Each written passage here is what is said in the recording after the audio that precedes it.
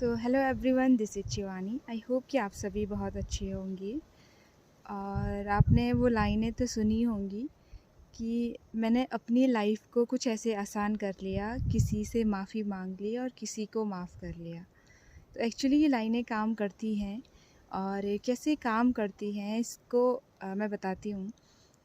एक प्रेयर होती है जिसे होपोनोपोनो प्रेयर कहते हैं, और उस प्रेयर में 4 मैजिकल सेंटेंसेस होते हैं।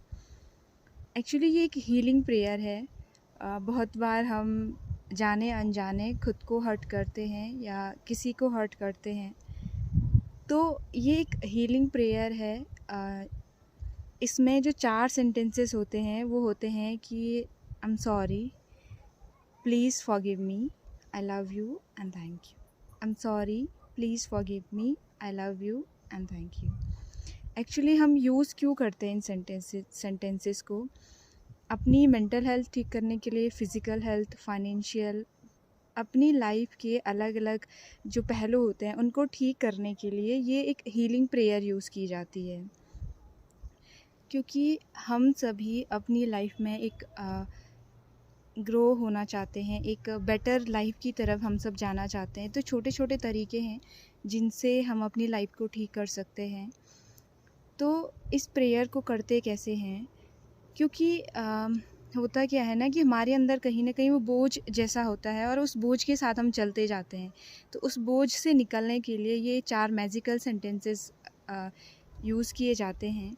तो हम इनको यूज़ कैसे करते हैं? इनको यूज़ करने का तरीका बहुत सिंपल है कि सबसे पहले आपको खुद के साथ बैठना है। 10-15 मिनट जितना भी हो सके आप खुद के साथ बैठिए, एकदम रिलैक्स होकर के, और डीप ब्रीदिंग कीजिए। उसके बाद जब आप इन सेंटेंसेस को बोलने लगोगे, आपको कुछ ऐसा विजुलाइज़ कर सकते हो कि आंखें बंद करके कि आपके सामने आप बैठे हुए हो, जैसे हम मिरर में देखते हैं, और कह सकते हो कि I am sorry, please forgive me, I love you and thank you.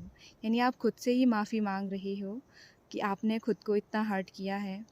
और जो पहले के 2 सेंटेंसेस हैं ये इसलिए ही यूज़ किए जाते हैं कि आप जो भी हुआ है, आपने खुद को हर्ट किया, किसी को हर्ट किया, आप उसकी रिस्पॉन्सिबिलिटी लेते हो और आप सॉरी फील करते हो कि जो हो चुका वो हो चुका और आगे से ऐसी गलती नहीं होगी।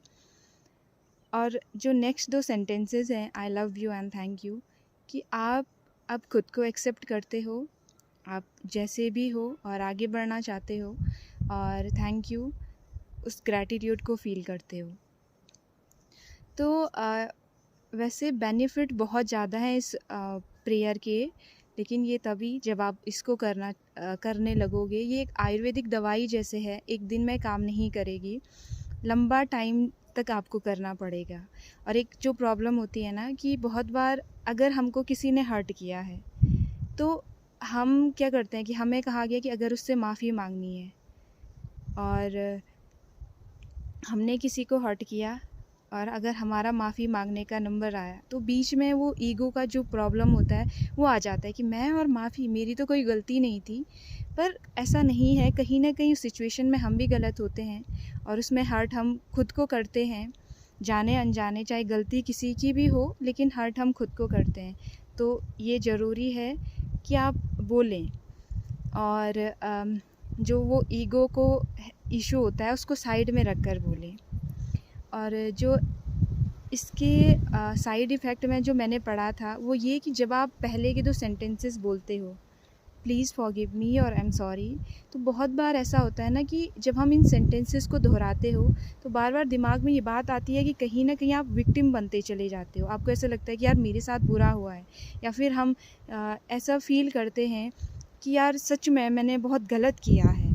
तो वो थॉट बार बार आने लगता है। तो आपको बस उस थॉट को इतनी पावर देनी है कि आप उस इशू को लेट गो कर सको।